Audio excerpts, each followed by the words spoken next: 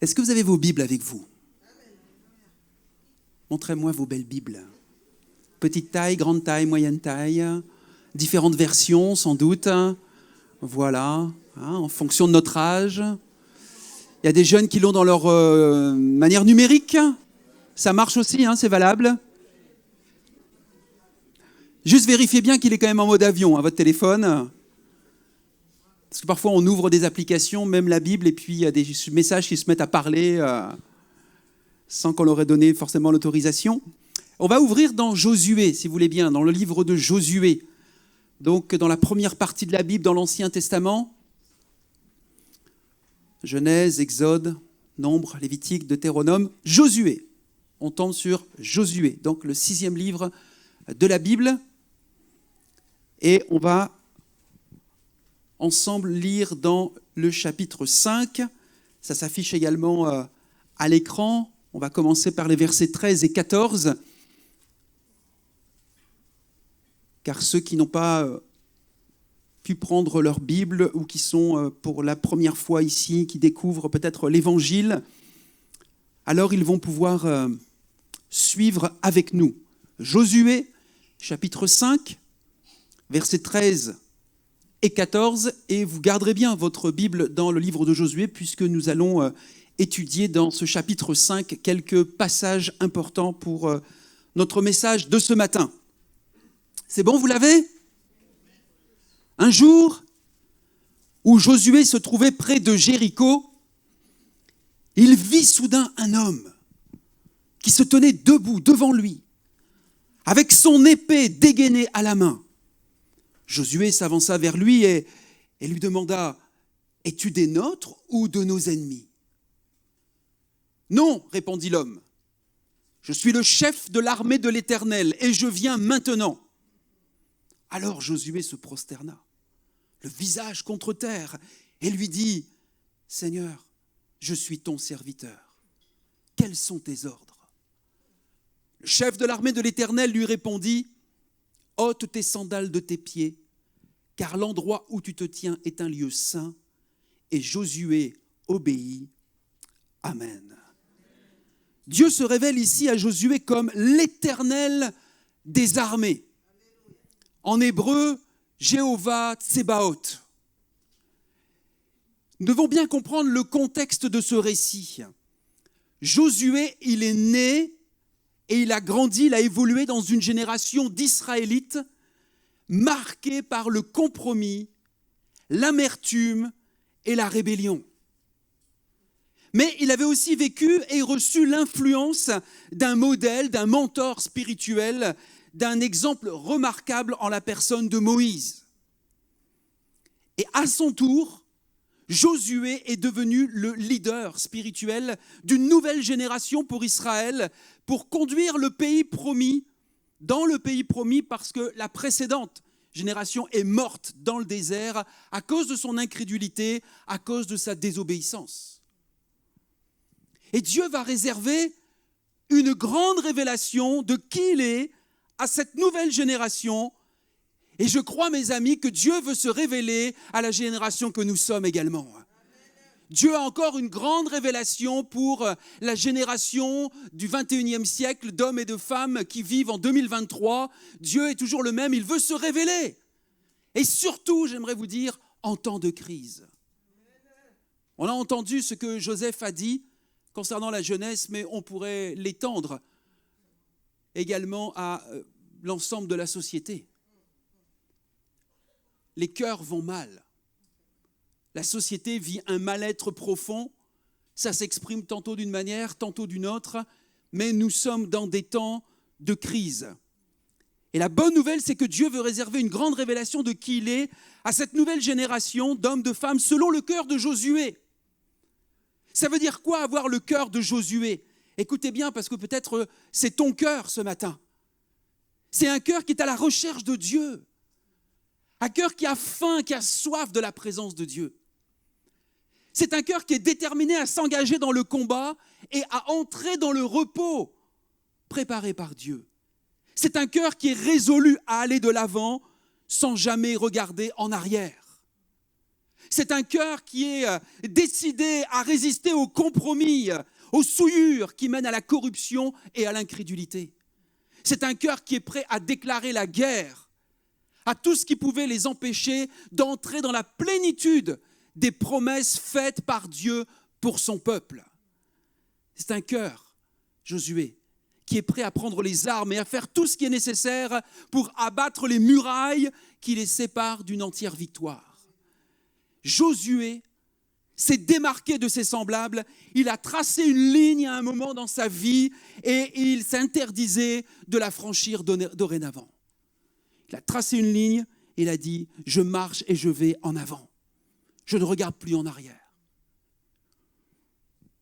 Le titre de message ce matin, c'est « Vers la conquête victorieuse de ta Jéricho ». Vers la conquête victorieuse de ta Jéricho. Dis-le à ton voisin, va vers la conquête victorieuse de ta Jéricho ce matin.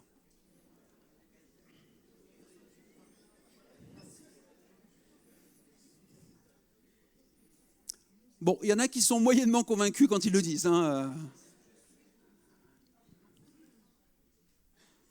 Juste avant sa mort, Moïse a reçu une vision surnaturelle de Dieu. Il est dit dans Deutéronome, chapitre 33, versets 26 et 27, « Nul n'est semblable au Dieu d'Israël. Il est porté sur les cieux pour venir à ton aide. Il est avec majesté porté sur les nuées. Le Dieu d'éternité est un refuge, et sous ses bras éternels est une retraite. Devant toi, il a chassé l'ennemi. » Quelle merveilleuse révélation que Moïse a reçue juste avant sa mort, où il voit Dieu soutenant son peuple. La vision que Josué reçoit, lui, est une perception plus précise du Seigneur. Il voit ce cavalier dans le ciel qui conduit une armée d'êtres célestes qui attendent de recevoir les ordres de leur chef. À tous ceux qui aiment Jésus, de tout leur cœur, je le dis aujourd'hui, cette révélation du chef de l'armée de l'Éternel s'adresse encore à nous. Des d'êtres célestes chevauchent à travers les cieux, attendant de recevoir des ordres pour combattre en notre faveur. Des forces célestes invisibles luttent pour nous contre des principautés et des puissances ténébreuses. Il n'y a pas que dans les films. J'en parlais ce matin à mon fils en lui disant que certains avaient assez bien retranscrit une réalité invisible, une réalité spirituelle que nous avons parfois du mal à voir. Mais si vous regardez des films inspirés des œuvres, par exemple, de Tolkien ou de C.S. Lewis, si on parle du Seigneur des Anneaux, si on parle de Narnia, vous voyez la réalité d'un monde méchant et ténébreux. Les Français et les contemporains ont du mal à réaliser que ce monde existe, et pourtant il existe bien. Il y a quelque chose d'invisible qui prend place dans ce monde et qui est ténébreux. Et les ténèbres s'épaississent. Mais nous aimerons nous rappeler ce matin qu'il y a aussi des armées d'êtres célestes, des anges, dit autrement, qui existent et qui attendent de recevoir des ordres pour combattre en notre faveur. À tous ceux qui aiment Jésus de tout leur cœur, je dis aussi aujourd'hui, ce matin, nous avons besoin de croire que ces armées célestes combattent pour nous, car jamais nous ne pourrons l'emporter contre les forces de l'enfer, quelle que soit notre force humaine. Même si tu t'appelles Emmanuel Girard, tu vois le rugbyman qui en impose là. Emmanuel ne peut rien contre les forces de l'enfer. Tout comme ces jeunes croyants déterminés accompagnant Josué, je crois que les disciples de Christ du XXIe siècle ne peuvent s'emparer des promesses de Dieu que s'ils vivent 4 expériences que nous allons voir ce matin. Vous êtes prêts ? 4 expériences que nous allons voir ce matin dans le livre de Josué. La première expérience, nous devons traverser le Jourdain. Dis-le avec moi, nous devons traverser le Jourdain. Josué chapitre 5, tu as ta Bible ouverte à Josué, c'est très bien, chapitre 5, bouge pas. Juste, on va au verset 1. Tous les rois des Amoréens établis sur la rive occidentale du Jourdain, et tous les rois des Cananéens, établis sur le littoral de la mer Méditerranée, apprirent que l'Éternel avait asséché le Jourdain devant les Israélites jusqu'à ce qu'il l'ait traversé. Comprenez que les Amoréens et que les Cananéens étaient des ennemis du peuple d'Israël. Donc ils se trouvent d'un côté et de l'autre du Jourdain, de ce grand fleuve, et ils apprennent que le Jourdain, qui était un grand fleuve, plus important que la Seine, avec un débit très très important, s'est asséché, il a été asséché. Je crois que nous devons comprendre qu'il y a une étape décisive et significative pour tout le peuple d'Israël, la traversée du Jourdain. Et le Jourdain symbolise et représente une grande signification pour la vie des chrétiens actuellement. Ce que nous lisons ce matin n'est pas qu'une histoire ancienne du passé qui concerne le peuple d'Israël d'il y a 3000 ans, ça nous concerne aujourd'hui, nous aussi. Tout comme Israël, nous arrivons au bord de notre propre Jourdain. Quand nous regardons en nous-mêmes pour évaluer, découvrir notre propre condition spirituelle. Laissez-moi vous poser ces questions. Êtes-vous fatigué de votre vie charnelle? De tourner en rond dans votre désert spirituel? Est-ce que votre insatisfaction de la vie que vous menez vous amène à crier au Seigneur? Je veux être délivré, Seigneur, de la puissance du péché et du matérialisme. Je veux un cœur pur et droit devant toi. Je refuse de me laisser aller, d'avoir un cœur tiède dans ces temps de la fin. Je veux être une lumière pour Jésus parmi cette génération corrompue.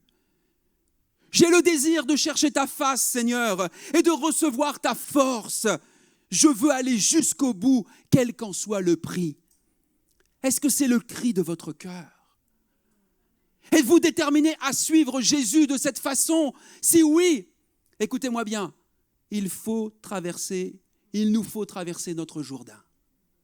Ça veut dire quoi? Ça veut dire expérimenter la mort à ce monde avec sa mentalité et ses valeurs.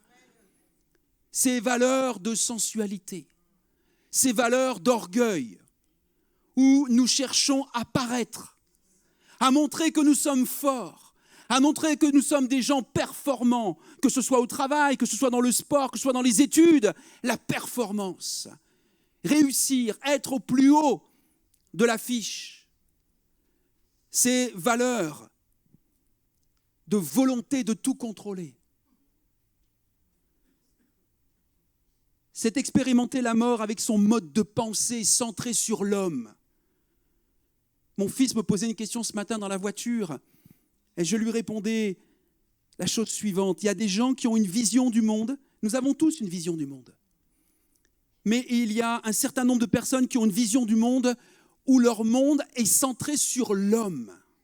L'homme est au centre de tout. Et vous entendez parler des droits de l'homme et des droits de l'homme, des femmes, des enfants, et c'est bien. Sauf que tout ce qui concernait Dieu, ils l'ont enlevé. Et puis il y a une autre vision du monde qui est celle des chrétiens où la personne qui est au centre, c'est Jésus-Christ. Nous regardons à Jésus qui s'intéresse aux hommes, qui aime les hommes, mais pas de la même façon que l'autre vision du monde où on place l'homme au centre et on met Dieu de côté.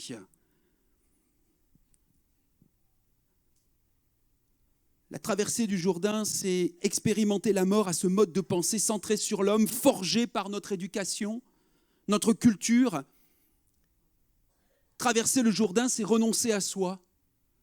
C'est abandonner l'idée de diriger sa vie sans le conseil divin. Alors comment traverser le Jourdain? Comment traverser notre Jourdain? Eh bien, vous devez déclarer la guerre. Vous vous engagez à combattre les péchés les plus tenaces. Et vous affirmez, je ne vivrai plus esclave de cette convoitise. Je déclare ouvertement la guerre à cette forteresse dans ma vie. Je trace une ligne et je ne reviendrai pas en arrière. Avec l'aide du Saint-Esprit, Je vivrai dans la justice, la pureté et la sainteté. Je veux faire partie des compagnons de Josué pour servir Dieu. Quand vous êtes ainsi déterminés, vous terrifiez le cœur de Satan, de ses démons. La traversée du Jourdain représente l'entrée dans la liberté en Christ. Dieu nous fait toujours sortir de quelque chose afin de nous amener en lui. Il n'est pas suffisant, mes amis, d'échapper à la puissance de Satan, de sortir de la prison de l'esclavage. Nous devons aussi entrer dans la vie de résurrection en Christ. Israël traverse le Jourdain. Ils sont sur l'offensive. Ils n'errent plus dans le désert depuis 40 ans. 40 ans dans le désert. Là, ils traversent le Jourdain avec Josué. Et en 24 heures, la Bible nous dit, l'attitude des habitants de Jéricho change. C'est la suite du verset 1 dans votre Bible, où il est dit, alors le courage leur manqua, et ils perdirent tous leurs moyens en face des Israélites. Qu'est-ce qui se passe? Dieu a asséché le grand fleuve pour que son peuple d'Israël traverse le Jourdain. Là, il y a vraiment quelque chose d'assez important. Et les habitants de Jéricho et bien sûr les Amoréens dont on en a parlé, les Canéens, commencent à s'inquiéter. Là. Il y a quelque chose qui se passe là. La première expérience, c'est quoi notre première expérience, les amis? Nous devons traverser le Jourdain. La deuxième expérience pour obtenir la victoire sur notre Jéricho, c'est que nous devons accepter le couteau de la circoncision. Vous inquiétez pas, je vais vous expliquer ça. Qu'est-ce qu'il est en train de nous dire, le pasteur? Accepter le couteau de la circoncision. Josué, chapitre 5, verset 7, un tout petit peu plus loin. Nous lisons, « Et Josué les circoncis, car il parle du peuple, il parle de ses soldats, il parle de ceux qui étaient avec lui, les hommes notamment, ils étaient incirconcis parce qu'on ne les avait point circoncis pendant la route. » Donc pendant les 40 ans où ils ont été dans le désert, cette génération qui a grandi avec Josué, qui a vu la précédente mourir dans le désert et qui s'appelle à traverser bien sûr le Jourdain et à aller conquérir, à entrer dans le pays promis, ne sont pas circoncis. Dit simplement, dans l'Ancien comme dans le Nouveau Testament, la circoncision, c'est un acte extérieur qui est censé refléter ce qui se passe à l'intérieur, dans le cœur. Dans le livre de Deutéronome, donc dans l'Ancien Testament, chapitre 10, verset 16, nous lisons « Vous circoncirez donc votre cœur, et vous ne raidirez plus votre cou. » Et l'apôtre Paul dira aux chrétiens de Rome, dans le Nouveau Testament, chapitre 2, verset 29, « Et la circoncision, c'est celle du cœur, selon l'esprit et non selon la lettre. » Donc vous n'avez pas à vous inquiéter ce matin, mes frères, les hommes. Je ne vais pas utiliser le couteau de la circoncision pour vous couper le prépuce,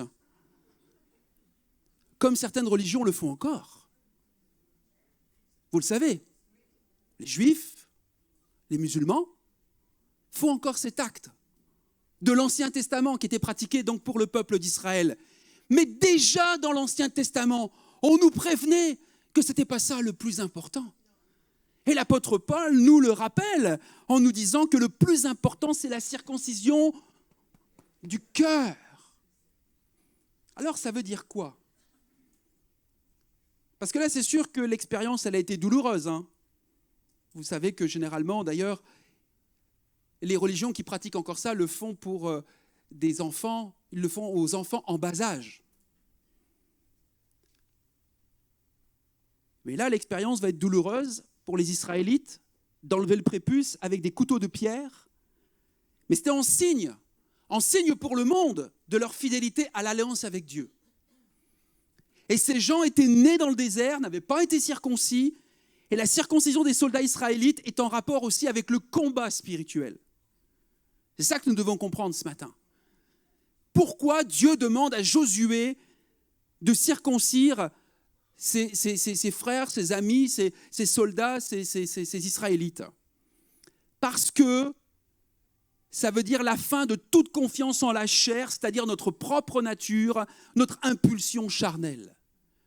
Le Seigneur va ordonner à Josué de mettre à mort toute leur assurance et leur confiance en eux-mêmes. Ils devaient renoncer à toute dépendance de leur propre force humaine pour vaincre les forteresses qui les attendaient.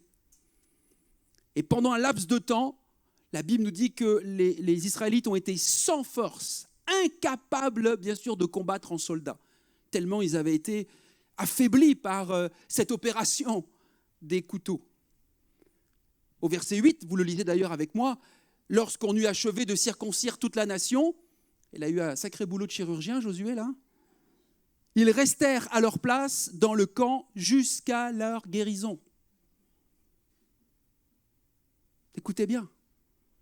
Ils ont été circoncis, ils vont rester à leur place sans force jusqu'à leur guérison. Littéralement, jusqu'à ce qu'ils revivent. Dieu voulait les convaincre que ce n'était pas leur combat et la victoire ne viendrait pas de leurs propres mains. L'équivalent aujourd'hui de venir se faire couper par des couteaux de pierre, c'est se soumettre à la parole tranchante et aiguisée de Dieu.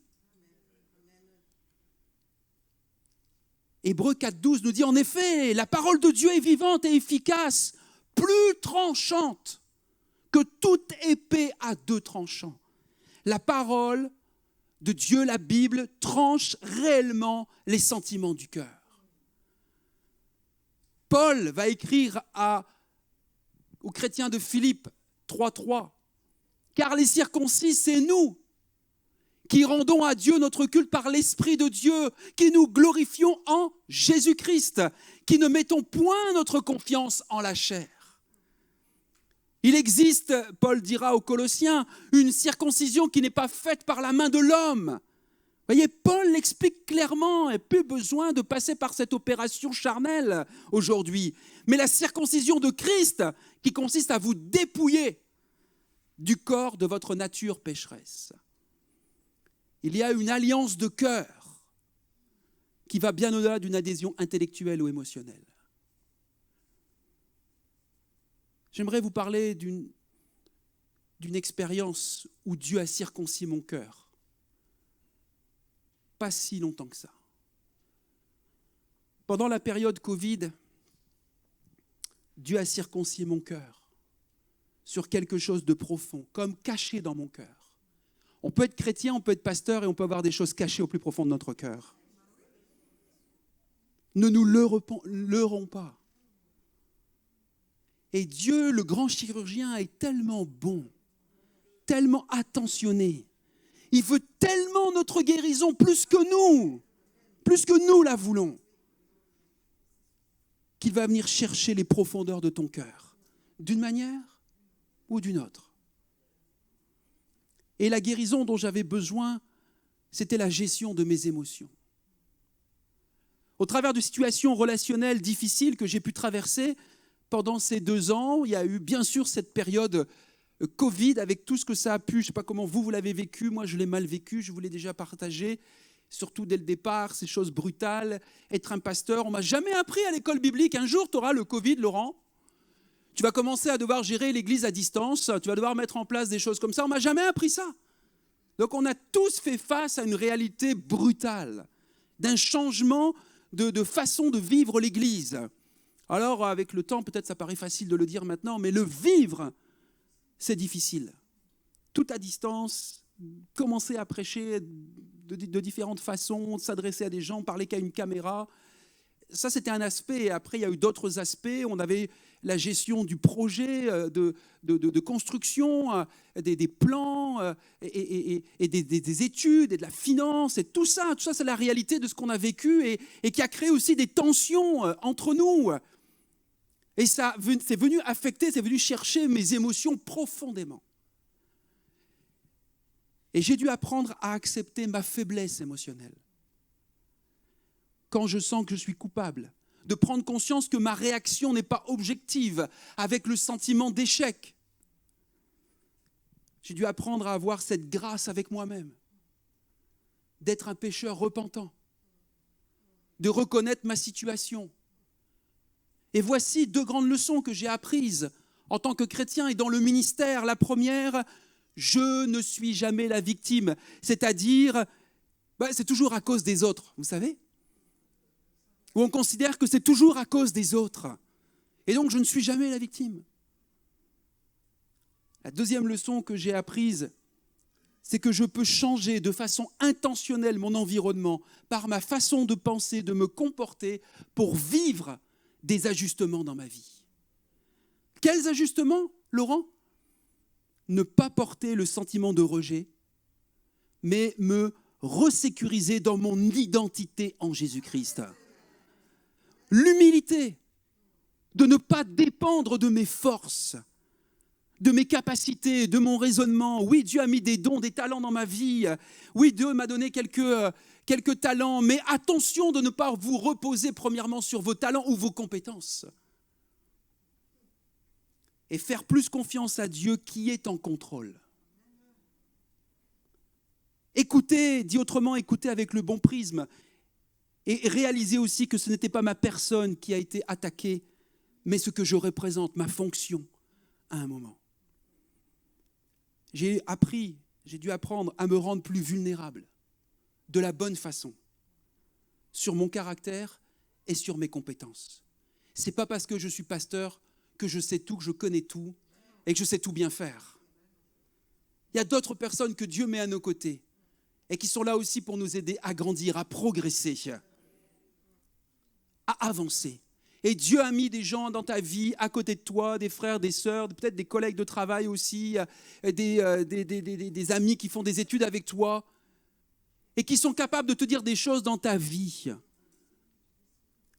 Et si tu es avec le Saint-Esprit, tu sauras l'entendre et l'écouter. Ah, ça va venir te chatouiller, hein. Ça ne leur a pas fait du bien, hein, aux Israélites, le couteau de la circoncision. Quand Dieu prend son bistouri pour venir circoncire notre cœur un peu plus profondément, j'aimerais vous dire, ça ne fait pas du bien. Au départ, ça ne fait pas du bien. Ça vient te chercher, ça vient te chatouiller. Ça vient vraiment te... Parfois, bien sûr, parce qu'il va mettre ton cœur à nu, en fait. Mais après, ça fait du bien.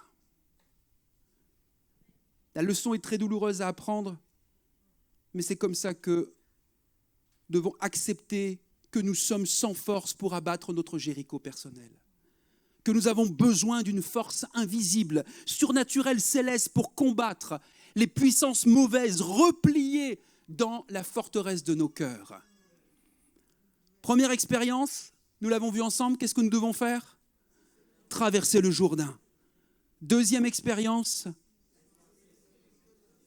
accepter la circoncision de cœur. Troisième expérience, nous devons vivre la Pâque. Nous devons vivre la Pâque. Les soldats israélites sont prêts pour la bataille. Ils sont prêts à écouter le Seigneur maintenant. Ça y est, ils sont disposés. Josué, chapitre 5, verset 10. Allons voir ensemble ce que dit le verset 10. Est-ce qu'on peut arrêter le chauffage là ? Moi, je suis en train de bouillir. Les enfants d'Israël, Josué 5, 10, campèrent à Gilgal. Et qu'est-ce qu'ils sont en train de faire ? Qu'est-ce que vous lisez dans votre Bible ? Ils célébrèrent la Pâque le 14e jour du mois sur le soir dans les plaines de Jéricho. Dieu a institué la fête de la Pâque dans Exode 12 comme une mesure de sécurité pour Israël, de protection contre la destruction. Et elle devait être célébrée chaque année. Et après qu'ils aient fêté la Pâque, les Israélites étaient protégés par quoi ? Par le sang de l'agneau.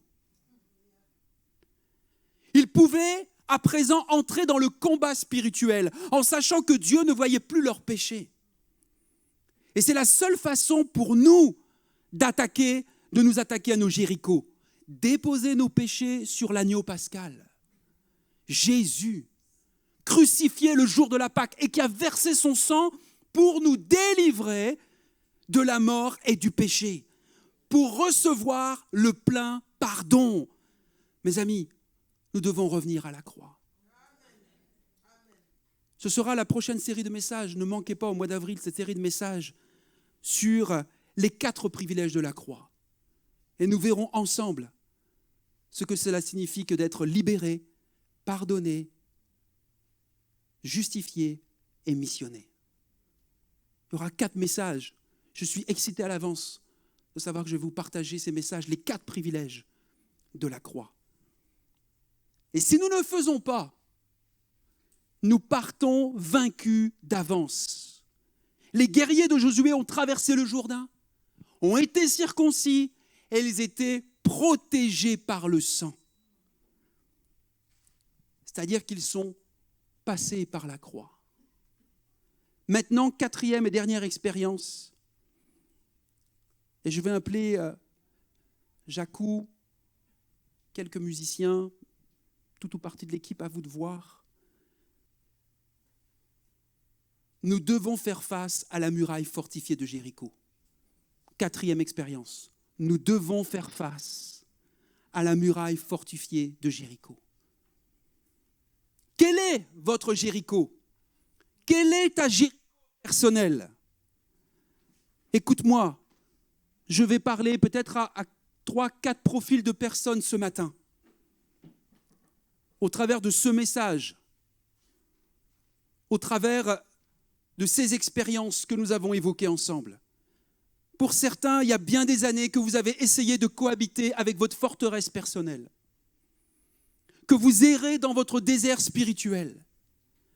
Le diable s'est moqué de vous et vous a tourné en dérision dans votre marche avec Christ. Mais si vous lui déclarez la guerre ce matin, 19 mars 2023, si vous traversez votre Jourdain, si vous acceptez de dépendre de Dieu en reconnaissant l'œuvre accomplie à la croix, alors l'ennemi sait qu'il doit vous prendre au sérieux. Jacques nous dit, soumettez-vous donc à Dieu, résistez au diable et il fuira loin de vous. Peut-être pour d'autres personnes ce matin ici, ou qui écouteront ce message en audio. Vous vivez depuis des années dans l'esclavage d'un péché tenace. L'incrédulité. Tu as du mal à croire les promesses de Dieu. Tu les entends intellectuellement, tu les as comprises, mais tu ne les as pas acceptées au fond de ton cœur. Pour d'autres, c'est la rébellion. Tu ne penses pas qu'il y a une justice divine. Tout est injuste dans ce qu'on vit ici-bas dans ce monde. Même toi, en tant que chrétien, tu dis dans ce pays, ici-bas, c'est injuste. Même Dieu, pourquoi tu permets tout cela, Seigneur? Pour d'autres, le péché tenace peut être l'adultère. L'adultère. Vous savez que Jésus dit que l'adultère, ça commence par la convoitise des yeux. Je ne parle pas seulement de quelqu'un qui est allé coucher avec une femme là ou un homme. Je parle de quelque chose que tu as vu avec tes yeux et qui alimente ton cerveau et qui fait que tu te vois avec cette personne. Et tu luttes avec ça comme un péché tenace. Pour d'autres, c'est la pornographie parce que ça passe bien souvent aussi par la pornographie. C'est des choses réelles. Je vous parle de ça parce qu'aujourd'hui, la majorité, écoute parents, écoute, la majorité des ados luttent avec la pornographie. C'est plus 1 ou 2 ados aujourd'hui, les statistiques disent que c'est entre 7 et 9 ados sur 10 qui sont confrontés à cette réalité et qui luttent avec ce problème. Autant des hommes, autant des garçons que des filles maintenant. Alors, on n'a pas à se cacher à l'église et dans nos messages. Nous devons parler des choses vraies qui nous concernent. Et ça peut être donc un péché tenace dans ton cœur, mais ça peut être aussi la crainte des hommes. J'ai compris ça il n'y a pas non plus très longtemps, où Dieu m'a interpellé. Est-ce que tu me crains plus, Laurent? Est-ce que tu as plus la crainte de mon nom, de qui je suis, ou tu as plus la crainte des hommes?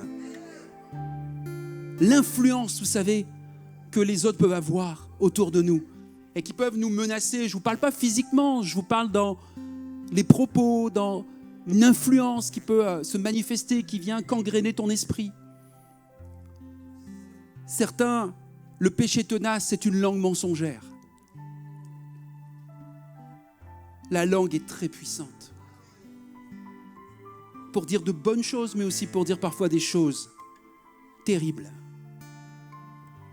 Pour d'autres, c'est l'amertume, le péché tenace.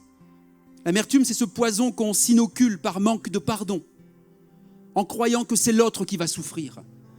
Mais en fait, quand tu as un manque de pardon, c'est toi qui souffres. C'est toi qui souffres. Avec le temps, l'adversaire a utilisé cette séduction pour construire une forteresse dans ton cœur. Certains sont concernés par l'un de ces péchés tenaces. Et ces murailles sont devenues de plus en plus épaisses et résistantes. Et humainement, c'est impossible d'abattre de pareilles forteresses. J'ai essayé, j'ai échoué, mes amis. Nous avons besoin du secours des puissances divines, invisibles pour abattre ces murailles. Nous avons besoin du chef de l'armée de l'Éternel, Jésus, pour les anéantir surnaturellement. Peut-être certains disent ce matin, mais il n'y a pas de forteresse dans ma vie, pasteur. Je ne suis tenu par aucun péché tenace. La Bible nous dit, nous avons tous notre Jéricho. Si nous disons que nous n'avons pas péché, nous nous séduisons nous-mêmes. Et la vérité n'est point en nous. J'aimerais terminer en disant que beaucoup de chrétiens reconnaissent leur Jéricho. Oui, j'ai des forteresses dans ma vie, dans mon cœur, c'est vrai, pasteur. Mais ils refusent de lui déclarer la guerre. Et c'est ça le problème pour certains. Et vous pouvez tourner en rond longtemps parce que vous refusez de déclarer la guerre à votre Jéricho. Quand on refuse de déclarer la guerre au péché qui nous harcèle, qu'on tente de cohabiter avec notre Jéricho, alors j'aimerais vous dire, la mort spirituelle sur nous-mêmes vient et notre foi ne vaut plus grand-chose. Dieu dit aujourd'hui à tous dans l'Église, dans son Église très clairement, ta Jéricho doit tomber. Ta Jéricho doit tomber.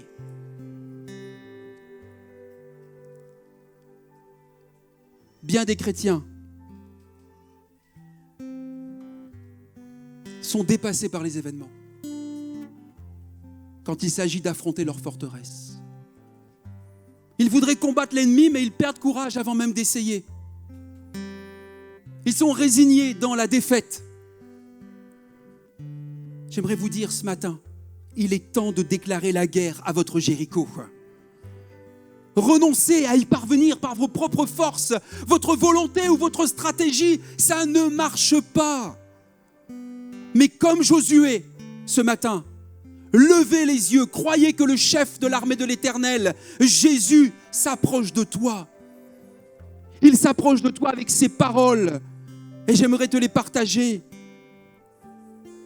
Celles que j'ai reçues dans mon cœur pour vous, où Jésus te dit, tu n'as pas à craindre cet ennemi. Ce combat n'est pas le tien, mais il est le mien. Viens te placer sous la puissance de mon sang. Je te couvrirai de toute la protection divine. Continue de parler et de marcher avec moi. Je combattrai en ta faveur. J'ai toute une armée à ma disposition pour mener la guerre contre ta Jéricho. Fais-moi confiance pour l'emporter sur ton ennemi. On va se lever ensemble.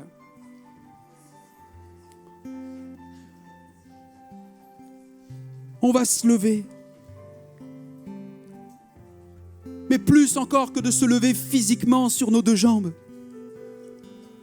j'aimerais vous encourager à vous lever spirituellement, à prendre cette décision au plus profond de votre cœur, de déclarer la guerre à votre Jéricho. Et si tel est ton désir, si tel aujourd'hui est ton cri, alors je veux t'encourager à t'approcher également sur le devant.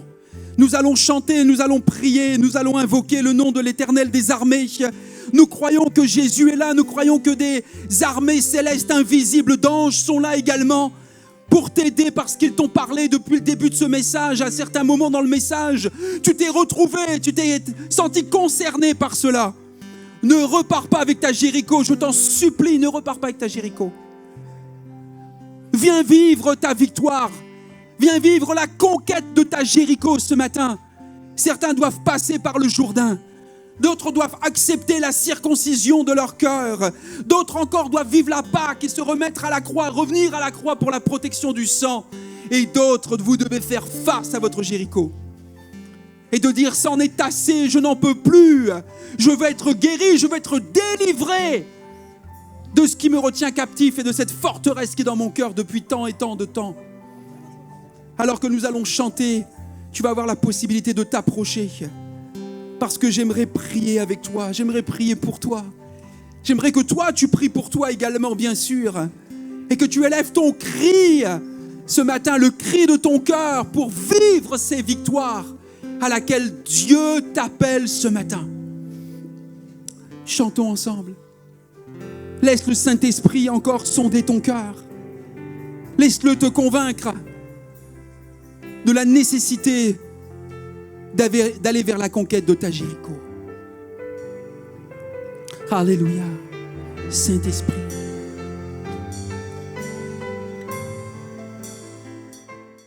Nous vous souhaitons une excellente journée avec Jésus. Très bonne semaine. Au plaisir.